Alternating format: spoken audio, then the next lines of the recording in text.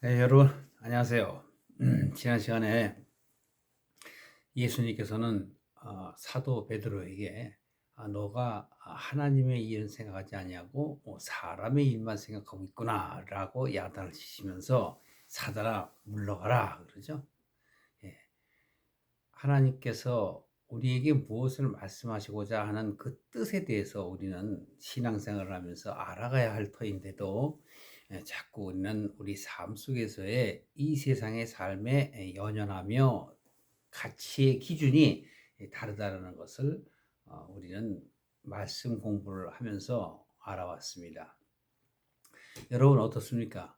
사도 베드로의 그 말이 여러분에게는 어떻게 다가오셨어요? 아마도 당연하다고 생각하지는 않으셨습니까?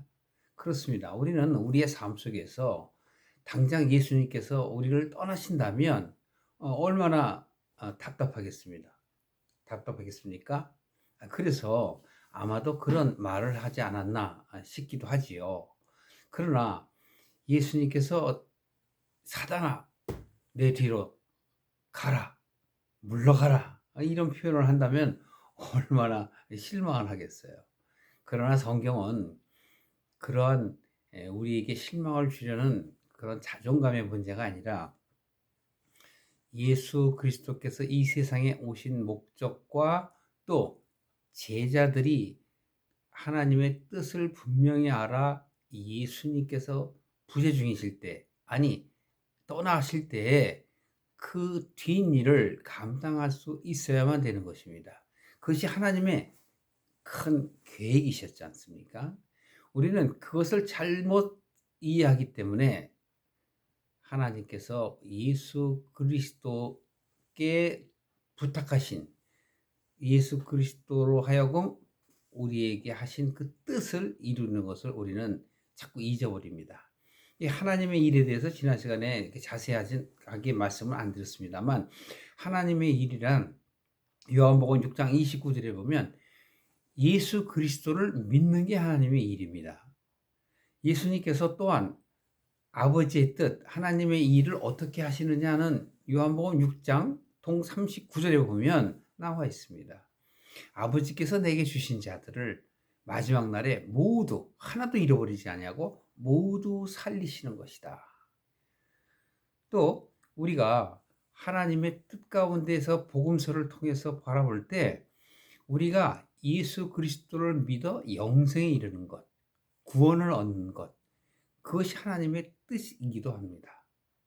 그래서 예수님께서는 사도 베드로에게 하신 말씀은 바로 예수님의 제자들의 믿음의 수준을 스스로 돌아보게 하시고 또 오병이어와 칠병이어로 그 믿음을 강화시키시고 또 이후에 예수님께서 오늘 보여주실 그러한 상황을 만드셔서 제자들로 하여금 예수님을 확실하게 믿는 그 믿음의 수준을 레벨업 시키시기 위해서입니다. 그래서 예수님은 앞으로 내가 서기관들과 장로들에게 고난을 받을 것이다. 이 세상의 고난뿐만이 아니라 심지어 하나님을 사랑한다며 입으로 외치는 그 자들에게 죽임을 당할 것이라는 말씀을 하시는 것이고 베드로는 절대 그래서는 안 됩니다라고 우리를 대변하는 것입니다. 그렇다면 오늘 내 상황을 통해서 우리는 예수님의 뜻이 하나님의 뜻이 무엇인지를 살펴보도록 하겠습니다. 자, 9장 2절 보실까요? 엿새 후에 바로 그 예수님의 순환에 대한 말씀을 하신 그 제자들의 그 여러 가지 설왕설래한 생각들을 가진 이후에입니다. 그리고 엿새라면 아마 그들의 마음이 어느 정도 정돈이 됐을 거예요. 엿새 후에 예수께서 베드로와 야고보와 요한을 데리고 따로 높은 산에 올라가셨더니 이게 우리가 마태복음이나 누가복음을 여러분들이 이렇게 비교를 해서 보시면 목적이 바로 기도하러 가셨다 있습니다. 첫 번째는 뭘까요? 예수 그리스도가 하나님의 뜻을 제자들에게 전하기 위해서 하셨다는 게 첫 번째 목적이에요. 그러니까 제자들의 눈을 뜨고 그 믿음을 더욱 확고하게 발전시키기 위한 계기를 마련하셨다는 것이 첫 번째죠. 두 번째는 예수님의 제자들이 확실하게 베드로가 고백한 그 그리스도이심을 믿게 하기 위해서예요. 그리고 성경에서 이미 여러 차례에 걸쳐서 바로 구원의 메시지, 즉 메시아를 너희들에게 보내시겠다라는 것을 바로 이분이 예수가 그리스도가 되었다라는 것, 그것을 그들이 확신하게 만들고자 하신 일입니다. 그래서 바로 베드로, 요한, 야고보를 데리고 가신 거예요. 여기서 제가 예전에 한 10여 년 전에 설교한 걸 이렇게 보니까 안드레가 좀 섭섭했겠다라는 말씀을 한번 드린 적이 있었던 것 같아요. 그 베드로의 동생이죠. 시몬의 동생인 안드레. 그러니까 12제자 가운데서도 이 세 사람만 데려갔어요. 그래서 제가 그 당시 설교했을 때도 여러분 제자 중에서도 이렇게 열심을 내고 하나님만을 온전히 따르고자 하는 그런 마음을 갖도록 합시다라고 설교한 그 기억이 있는데, 여기서 바로 베드로, 요한, 야고보를 데리고 간 것이 어떤 그런 의미보다는 이때는 기도하러 갔기 때문에 하나님께서 바로 우리들에게 어떤 뜻을 보여주는 것에 그 초점을 맞추기 위하심인 것 같아요. 그러니까 여러분 여러 가지를 오해하실 필요는 없어요. 나도 베드로와 요한, 야고보처럼 예수님과 함께 기도할 수 있는 그런 마음을 가져야지라는 생각이 옳다고 보여집니다. 자, 그러면 좀 더 살펴볼까요? 가셨습니다. 그런데 어떤 상황이 일어나냐면 예수님이 변하시는 거예요. 그래서 여기서는 변화, 변형 이런 표현을 씁니다. 그래서 변형이든 변화든 그것이 어떤 것이 중요한 게 아니라 예수님의 그 모습이 인간의 모습에서 어떤 모습일까요? 신성화되어 있는 그 모습을 눈으로 보게 하는 거예요. 왜? 인간들은 보는 것만 믿기 때문에 그래요. 보지 않는 것은 상상만 할 뿐이지 절대 믿을 수가 없어요. 그래서 예수님께서는 보여주는 거예요. 한번 보실까요? 3절에 예수님의 옷이 광채가 나며 세상에서 빨래하는 자가 그렇게 희게 할 수 없을 만큼 심히 희어진지라. 마태복음이나 누가복음에 보면은 조금 다른 표현을 했어요. 예수님의 얼굴이 해와 같이 변했다, 밝아졌다, 빛으로 변했다 이런 표현을 하고 있어요. 그러니까 어떻게 바뀌었다 그렇게 중요한 게 아니고 예수님이 바로 그리스도시다라는 것을 바로 그 산에서, 그 산이 무슨 시온산이다, 헐몬산이다, 그런 게 중요한 게 아니에요. 그 얘기는 바로 뭐냐면 구별된 나의 마음을 얘기하는 거예요. 아마도 제 생각에는 12명 가운데서도 그 세 사람의 마음이 아마 더욱더 좀 구별되어 있지 않았나 하는 추측은 해봅니다만, 여러분도 하나님을 만날 때, 예수님을 만날 때, 성령님을 만날 때 구별된 마음이 있어야지 내 마음속에 혼란스러우면 만날 수가 없어요. 그래서 너희가 어린아이와 같지 아니하면은 아버지를 볼 자가 없느니라, 아버지 나라에 갈 자가 없느니라 라고 말씀하신 그 뜻이 바로 그렇습니다. 전적으로 내 마음이 하나님을 향할 때 성령님을 만날 수 있는 것이죠. 자, 그런데 여기서 보십시오. 이러한 변하는 모습을 보면 여러분이 그 자리에 있으면 어떻겠어요? 깜짝 놀랐겠죠. 그런데 누가복음에 보면 이들이 기도하다가 잤다고 그래요. 비몽사몽간에 자다가 뭔가가 상황이 이상해지는 걸 느끼고 보니 완전히 잠에서 깨어갖고 그 현상을 봤다. 이렇게 기록을 하고 있습니다.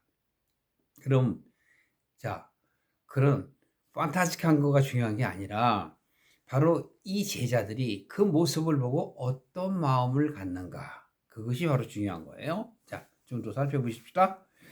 4절에 보면 이에 엘리야가 모세와 함께 저희에게 나타나, 즉 제자들 앞에서 보였다는 얘기예요. 예수로 더불어 말씀하시기를. 모세, 엘리야가 예수님과 대화하는 모습을 목격하였다라는 거죠. 5절에 베드로가 이렇게 얘기합니다. 예수님께 말하죠. 라비여, 스승이시여, 우리가 여기 있는 것이 좋사오니 주를 위하여, 또 하나는 모세를 위하여, 또 하나는 엘리야를 위하여 어떻게 하겠다고요? 여기는 표현이 그냥 하사이다라고만 했어요. 여기 있었으면 좋겠습니다라는 표현인데, 다른 복음서를 보면 처소를 짓겠다라는 표현을 합니다. 그런데 베드로는 바로 이전에도 자기도 모르게 주는 그리스도시여 살아계신 하나님의 아들입니다라고 표현을 하는데, 물론 마가복음은 자세하게는 얘기는 안 하셨지만 바로 자기도 모르게 이렇게 튀쳐나왔듯이 이번에도 그렇게 나왔다고 보는 게 맞습니다. 무슨 생각을 하고 하는 게 아니에요. 그냥 그 모습, 그 환경, 판타지한 환경 속에 그냥 빠져든 거예요. 우리 인간들이 대체적으로 그렇죠. 여러분이나 저도 그런 뭐 환상을 보게 되면 그냥 거기 빠져들 수밖에 없지 않습니까? 그러니까 자기도 모르게 그냥 튀쳐나온 말이라 이렇게 볼 수 있어요.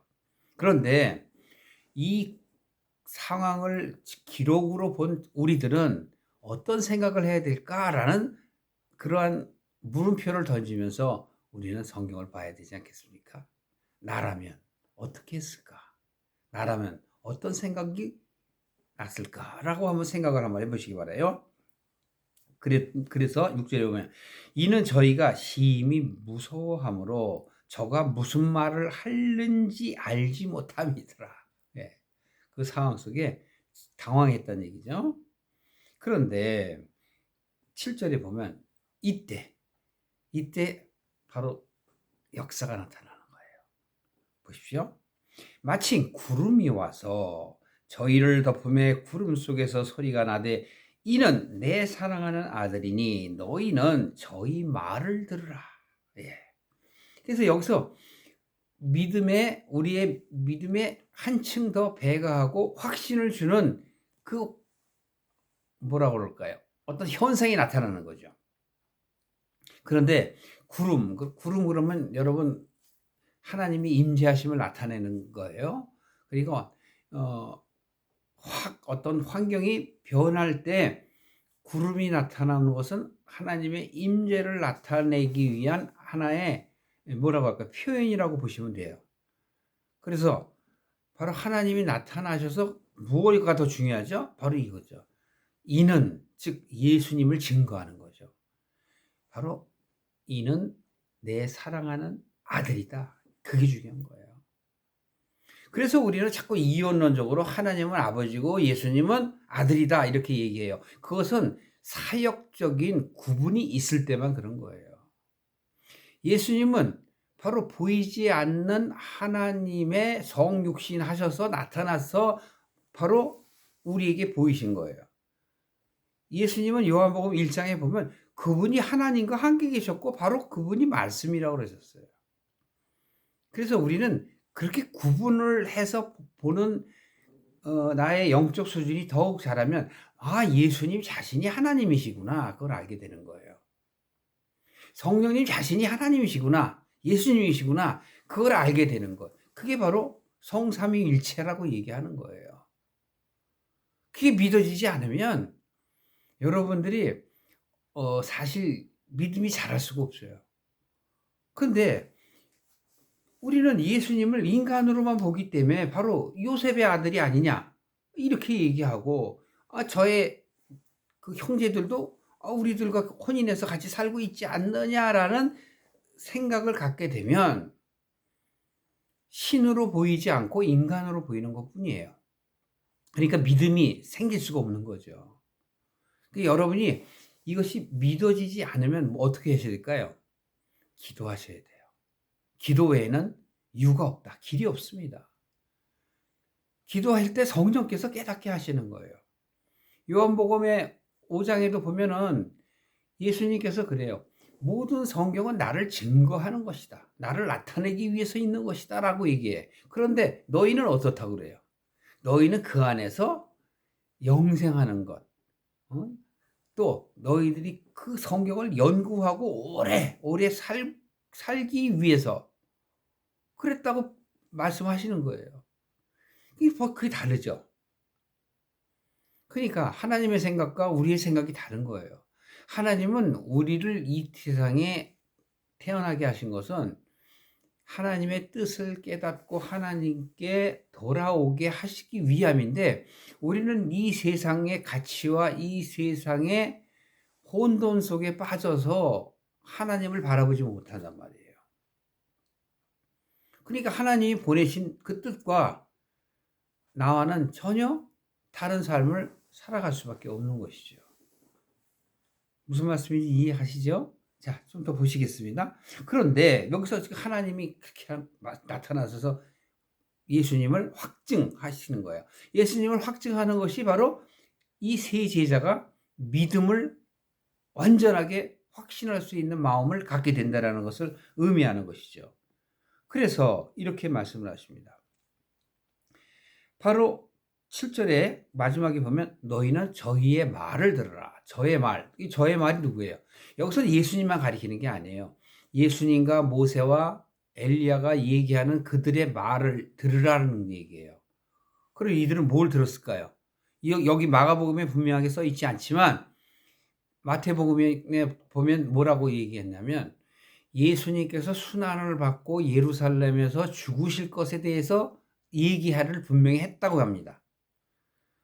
그러면 바로 예수님께서 이 상황에서 했을 때 이들은 다시 정신을 차려서 보니 예수님만 보이고 모세와 엘리야는 사라져 버렸어요. 왜요? 왜? 이것은 영적 의미가 있는 거예요.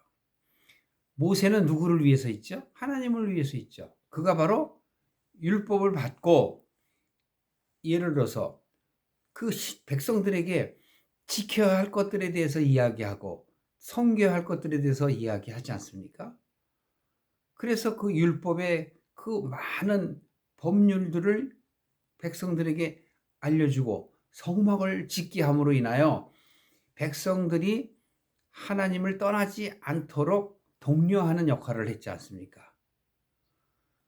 그러니까 바로 모세를 우리가 성경적 전체로 봐서 의미할 때는 모세는 한 인간이지만 바로 우리에게 무엇을 줬냐면 생각을 바꾸기 위한 것이에요.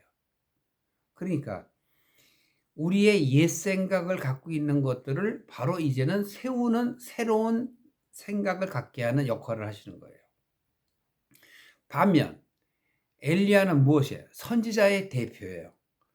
엘리야를 여러분 성경 구약에 보면 엘리야는 많은 사람들 가운데서도 어떤 역할을 했냐면 사람들이 믿지 못하는 것을 믿게 하는 역할을 했어요. 하나님을 증거했다고요.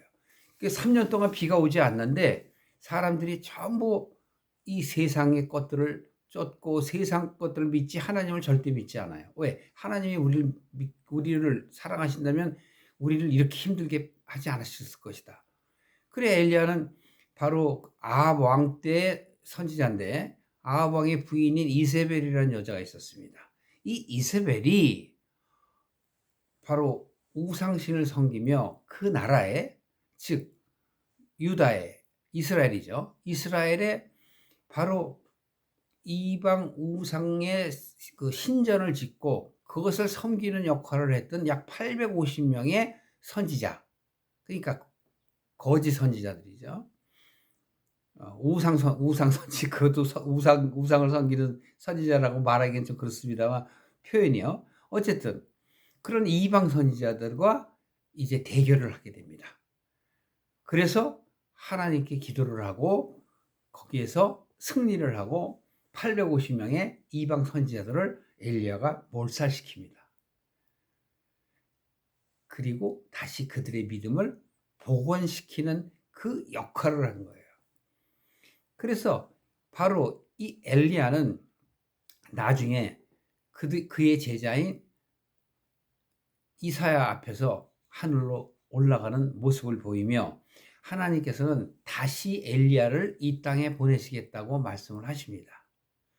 그래서 선지자의 대표라 이렇게 우리는 말할 수 있는 것이고, 그리고 다시 온 그 엘리야가 바로 세례 요한이다. 이렇게 성경은 말하고 있는 것입니다. 자, 그렇다면 왜 그 두 사람은 사라졌을까요? 예수님은 바로 율법에서 바로 새로운 생각을 갖게 하는 새 사람이 되게 하는, 옛사람에서 새 사람이 되게 하는 역할을 하는 모세와, 또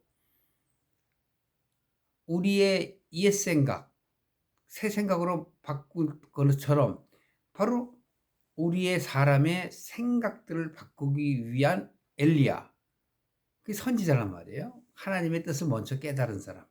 그래서 우리가 하나님의 뜻을 깨닫게 하기 위한 것. 바로 그 두 역할을 예수님이 하신다는 거예요. 그래서 이 예수님이 바로 오리라 한 메시아가 바로 이 예수님이시다. 예언되어 있던 그 선지자가 바로 예수님이시다라는 것을 확증해 주기 위해서 하늘의 구름이 덮으며 말씀이 나온 것입니다. 이는 내 사랑하는 아들이요 너희는 그의 말을 들을지어다 라고 하시는 것입니다. 자, 이 대목에서 우리는 그렇다면 신명기 여러분 18장 한번 보세요. 신명기 18장에 15절부터 보시는데, 여기서 그냥 시간이 없으니까 제가 간단하게 18절부터 보겠습니다. 18절 보면, 내가 그들의 형제 중에 너와 같은 선지자 하나를 그들을 위하여 일으키고 내 말을 그 입에 두리니 내가 그에게 명하는 것을 그가 무리 속에 다 고하리라. 물은 그가 내 이름으로 고하는 내 말을 듣지 아니하는 자는 내게 벌을 받을 것이요 내가 고하라고 명하지 아니한 말을 어떤 선지자, 거짓 선지자죠, 내가 행하지 아니한 말을 방자의 그 이름을 빌려 갖고 하라고 할 때, 즉 다른 신들의 이름으로 말하면 그 선지자는 죽음을 당하리라 하셨느니라. 이렇게 얘기하세요. 그리고 22절에 보면, 만일 선지자가 있어서 여호와의 이름으로 말한 일에 증언이 없고, 즉 증명된 경험이 없다면, 성취함도 없다면 이는 여호와의 말씀하신 것이 아니요 하나님께서 말씀하신 게 아니란 말이에요. 그 선지자가 방자히 한 말이니 너는 그를 두려워 말지니라 라고 말씀하세요. 자, 여기에서 여러분 바로 하나님께서 내가 너희 선지자들 중에서 특별하게 한 사람을 보내겠다라는 뜻이잖아요. 그가 내가 한 모든 말들을 어떻게 해요? 증거하리라. 그리고 증언 있는 말로 너희들에게 전하리라. 그래요. 그럼 여태까지 증언이 바로 뭐예요? 여러 가지 역사잖아요. 귀신들을 쫓아내고 또 자연의 섭리를 컨트롤하시고 오병이어 칠병이어를 보여주시고 또 이제 우리들을 위해서 죽으시기까지 하시겠다라는 것. 어느 선지자가 죽기를 원해요. 그러나 예수님께서는 당연히 내가 너희들에게 이제서야 얘기한다. 내가 장로들과 이 세상 사람들에게 죽임을 당하고 십자가에 죽겠다는 얘기시죠. 죽임을 당하고 다시 부활하리라라고 말씀을 하시잖아요. 그 죽음에 대해서 여러분 누가 당연시하겠습니까? 예수님만이 그러신다는 거예요. 우리를 위해서 당연히 그분이 하셔야 할 일이죠. 그것이 바로 우리가 아까 요한복음 6장 39절의 말씀처럼 아버지께서 내게 주신 자들을 다시 살리시기 위한 일이란 말이죠. 자, 그렇죠. 바로 하나님께서 이렇게 나타나신 그 환경의 사역적 그 행태는 바로 제자들, 즉 3명이죠. 베드로, 요한, 야고보, 그들이 그것을 보고 믿음을 확신하게 하는 것이죠. 자, 그 이후에 보시면 이제 9절 보세요. 저희가 산에서 내려올 때에 예수께서 경계하시되, 이제 이들이 경험을 했으니까 얼마나 마음이 뜨겁겠어요. 여러분 그 뜨거웠을 때 기억나시죠? 여러분들도 처음에 하나님 만났을 때 뭐 세상을 다 가진 것 같지 않습니까? 아니 하나님을 다 가진 것 같지 않습니까? 너무 마음이 뜨겁고 그래서 다시는 땅에 내려가고 싶지 않잖아요. 왜? 가치관이 바뀌기 때문에. 나의 생각이 완전히 옛 생각에서 새 생각으로 바뀌었기 때문에. 내가 옛사람에서 새사람으로 바뀌었기 때문에. 지금 오늘 바로 예수 그리스도께서 예수님께서 모세와 엘리야를 만난 그 사역적 일들이 내게도 경험되어지는 거예요. 어떨 때? 내가 성령님을 만나게 되면 오늘날입니다. 오늘날 내가 성령님을 만나게 되면 내 생각이 변화되어 새로운 사람이 된다라는 것을 지금 사역적 의미에서 변화산에서 그 모습을 그들에게 보여주는 거예요. 그래서 그들에게 지금 뭐래? 인자가 죽은 자 가운데서 살아날 때까지는 본 것을 아무에게도 이르지 말라. 오늘 본 거 얘기하지 말라는 거예요. 왜? 오해가 있기 때문에.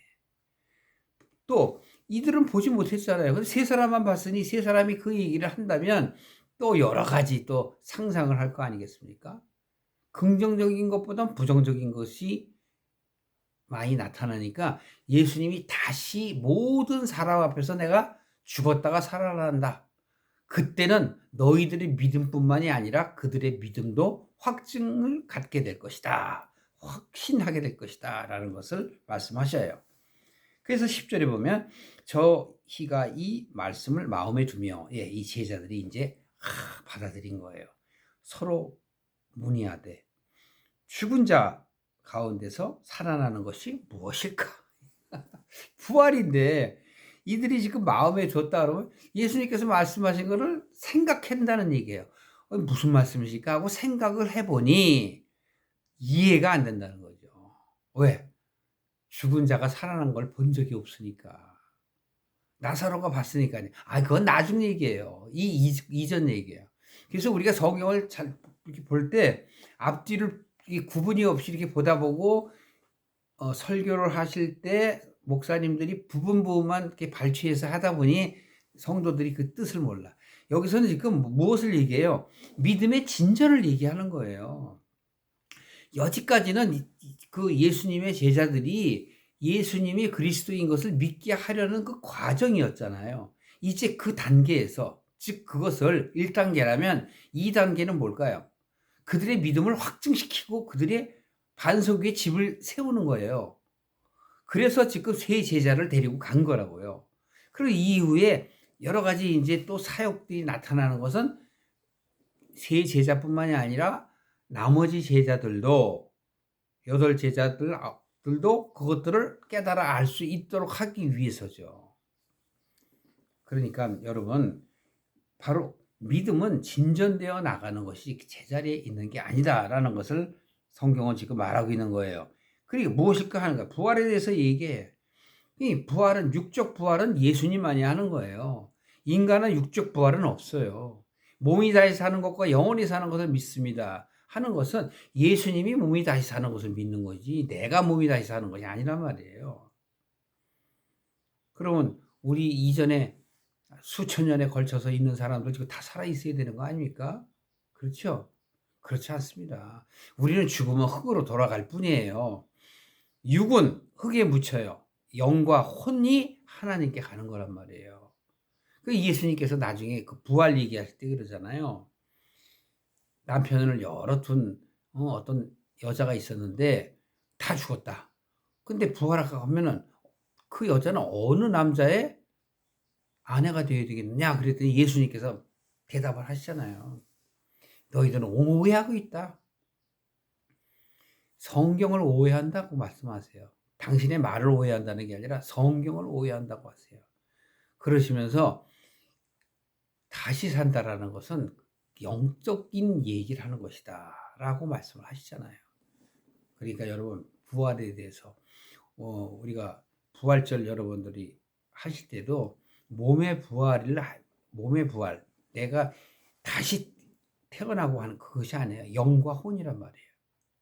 믿음의 결국은 혼의 구원이다 라는 말이 있어요.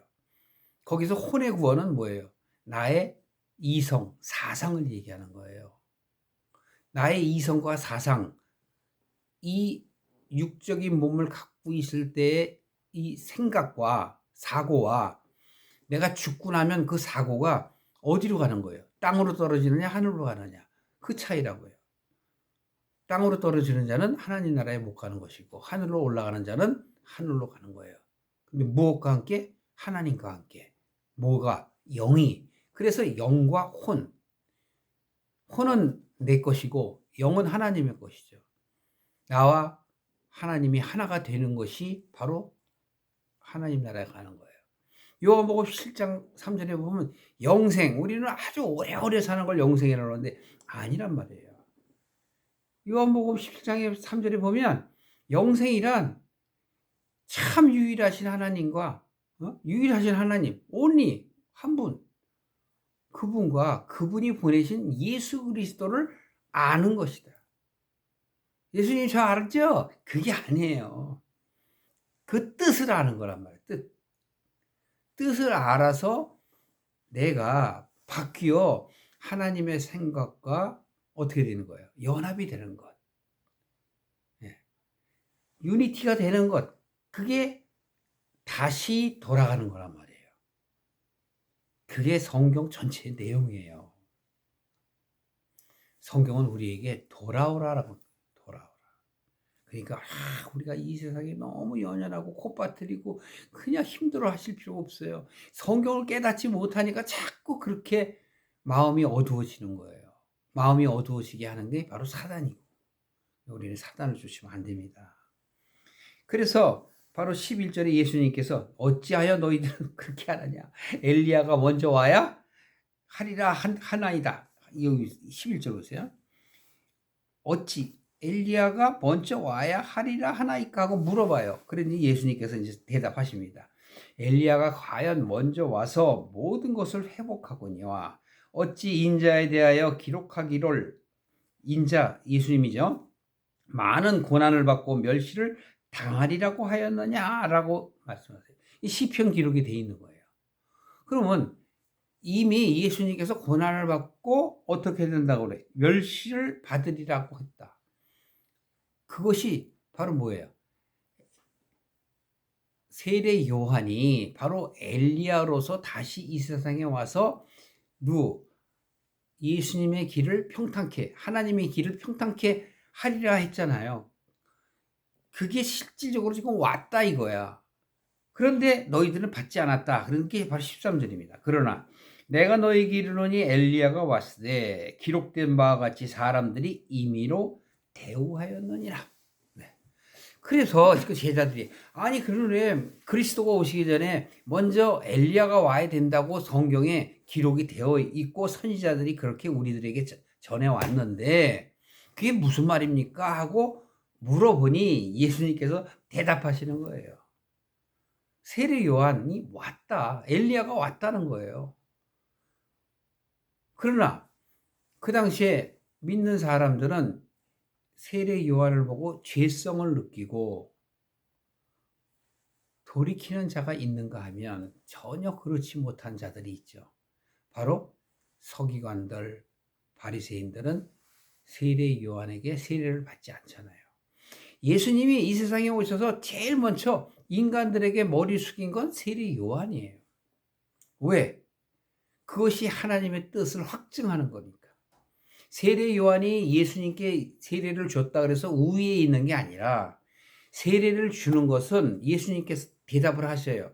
내가 어떻게 신들매, 당신의 신발끈도 내가 들 수 없는 그런 종보다도 못한 존재인데 어찌 나한테 세례를 주라고 합니까? 했더니 예수님께서 그러잖아요. 그렇게 하는 것이 하나님의 일을 이루는 일이니라.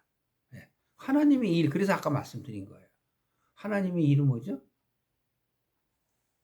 그의 보내신 자를 믿는 것. 예수 그리스도를 믿는 게 하나님의 일이란 말이에요. 그러니 예수님께서 먼저 머리 숙여 세례를 받으신 건 누구를 대표해서? 구원받을 자를 위해서. 나를 위해서 먼저 세례를 받는 거예요. 세례를 하면 뭐죠? 베드로전서 3장 21절에 뭐라고 그랬어요? 내 마음이 회복이 되어서 선한 것이 회복이 되어서 하나님을 찾아가는 것이다 그러잖아요. 세례라는 뜻이 바로 뭐예요? 세상에 빠져 있는 어둠에 빠져 있는 내가 회복되는 걸 의미하는 거예요. 그래서 예수님이 우리를 위해서 먼저 세례를 받으시는 거예요. 대표해서. 그리고 나중에 십자가에 죽임을 당하는 것도 예수님이 속죄 제물로 단번에 끝내시는 거예요. 우리 인간들이 할 건 뭐 있어요? 없어요. 딱 하나 있어요. 자신의 마음의 문을 여는 것. 내 마음의 문을 열고 하나님의 뜻을 밝히 알아 나의 사고력, 나의 생각, 사상을 하나님께 맞춰가는 것. 세상에 맞추는 게 아니라 하나님께 맞춰 나가는 것. 그것이 바로 우리의 할 일입니다. 그래서 오늘 9장 2절부터 13절까지의 말씀은 변화산의 어떤 변형된 이적을 나타내는 것이 아니라 믿음을 반석 위에 세우는 그 모형을 우리에게 보여주는 것으로 여러분들이 생각하셨으면 감사하겠습니다. 기도하시겠습니다.